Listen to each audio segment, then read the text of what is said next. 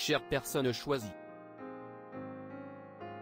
Notre Seigneur Jésus nous aime tellement qu'il lui a plu de nous envoyer un prophète en notre jour. Un prophète en qui il avait confiance à 100%. Un prophète en qui il pouvait venir et vivre, afin de pouvoir se révéler lui-même par cette chair humaine pour appeler son épouse à sortir. Son prophète nous aimait tellement qu'il a fait une promesse, à nous et à Dieu, que tout nouveau message viendrait de son petit tabernacle. Il l'enregistrerait et l'emmagasinerait, afin que l'épouse de Dieu ait de la nourriture spirituelle, de quoi se régaler, même quand il serait parti. Dieu a tellement aimé son ange prophète qu'il a aidé son prophète à tenir sa parole envers nous. Après que Dieu a parlé par son puissant ange et qu'il nous a complètement révélé et interprété la Bible en entier, il a ensuite ouvert le sommet du rocher en forme de pyramide, sur lequel il n'y avait même pas d'écriture, et il a révélé cela à son ange, afin que ce dernier puisse nous donner tous ces mystères cachés, à nous, son épouse. Dieu a même donné une vision à frère Robertson, dans laquelle il a vu la colonne de feu emporter son prophète vers l'ouest, puis le ramener et le mettre en tête de table, où il avait été changé. Le Saint-Esprit lui a ensuite parlé et lui a dit, « C'est ici mon serviteur. Et je l'ai appelé à être prophète pour l'âge, à conduire le peuple tout comme Moïse l'a fait.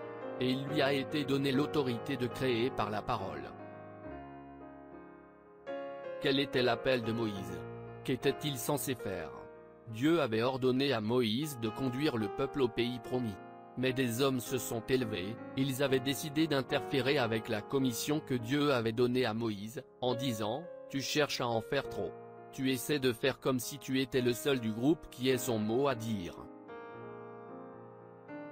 Cet acte a tellement déplu à Dieu qu'il a dit à Moïse, « Sépare-toi du milieu d'eux. Je vais tout simplement les tuer tous, et commencer une nouvelle génération avec toi. » Et Moïse est tombé par terre, là dans la présence de Dieu, et a dit qu'il devrait passer par-dessus lui. Si Dieu prévoyait d'en finir avec les gens dans notre jour, qui prendrait position comme Moïse, pour le peuple? Ou pourrions-nous trouver une personne qui prendrait position, ou qui pourrait prendre position, que Dieu accepterait comme il l'a fait pour Moïse? Il n'y a la vie que d'un seul homme sur la terre qui compte tellement pour Dieu qu'elle réussisse à arrêter sa colère, son puissant septième ange. Dieu a toujours eu un programme. Son épouse reconnaîtra ce programme et s'en tiendra à cela, parole sur parole. Ils savent qu'ils doivent s'en tenir à cette voie que Dieu a choisie afin de les conduire pour qu'ils parviennent au pays promis.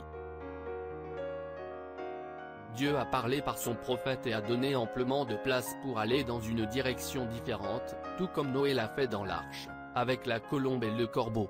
Mais tout comme la colombe qui est toujours revenue vers l'arche, l'épouse reviendra toujours au message, cette voix, les bandes. Qui était le prophète de notre jour? Il y a eu de puissants prophètes auparavant, que Dieu avait appelés et envoyés pour conduire son peuple, tout au long des âges, Abraham, Moïse, Élie, Élisée, mais aucun d'entre eux n'était comme le puissant prophète de notre jour. Il était appelé à occuper une fonction bien plus élevée que tous ceux-là. Il était celui à qui Dieu a choisi de révéler tous ses mystères. Il était celui que Dieu a choisi pour créer par la parole quelque chose à partir de rien. Il était la personne choisie pour révéler le troisième pull. Il était celui que Dieu a choisi pour conduire son épouse. Quel peuple béni nous sommes, épouse choisie de Dieu. Comment pouvons-nous être découragés? Comment pouvons-nous être tristes? Satan tente de nous décourager, mais nous avons la victoire, nous sommes scellés à l'intérieur, en sécurité dans l'arche. Les portes sont fermées. Rien ne peut nous faire de mal. Nous sommes son Adam restauré. Il vient nous chercher, nous, son épouse choisie. Certains d'entre nous n'auront pas à goûter la mort, mais seront plutôt changés, en un instant, en un clin d'œil. Gloire. Comme chacun de vous, je suis ici excité, car chaque jour, sa parole, ma révélation qu'il m'a donnée, croît de plus en plus. Je suis dans une grande attente. S'il ne vient pas aujourd'hui, il viendra peut-être demain. Mais je sais qu'il vient très bientôt, et il vient pour moi et pour vous. venez vous joindre à nous dimanche, à midi, heure de Jeffersonville, alors que nous écouterons la nourriture qui a été emmagasinée dans un seul petit endroit, et que nous étudierons et écouterons, se tenir dans la brèche. Nous commencerons l'écoute du message au paragraphe numéro 27. Joseph Branham.